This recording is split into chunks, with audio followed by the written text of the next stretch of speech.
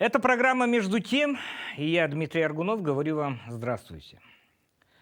Сегодня в рамках программы «Фактор Z» поговорили с молодым военнослужащим одного из спецподразделений российской армии.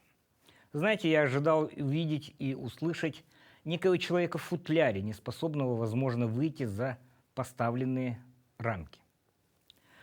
И знаете, тем радостнее моя ошибка. Нет, со мной на равных говорил человек мудрый, уравновешенный, осознающий всю ответственность перед страной, перед сослуживцами, командованием, перед гражданским населением областей Украины, где проходит спецоперация, и даже перед противником.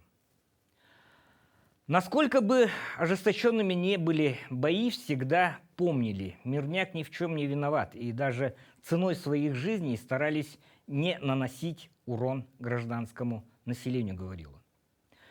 Насчет противника никогда не забывали, что солдат, к примеру, территориальной обороны по ту сторону линии соприкосновения до 90-х годов жил с нами в одной стране. И было некое ощущение профессионализма молодого человека. Уже 10 лет служит по контракту, ко многим вещам выработал свой особый подход, основанный на личном опыте.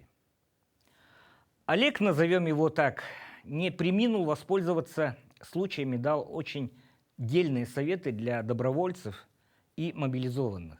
Какие? Смотрите программу «Фактор Z». Увидимся.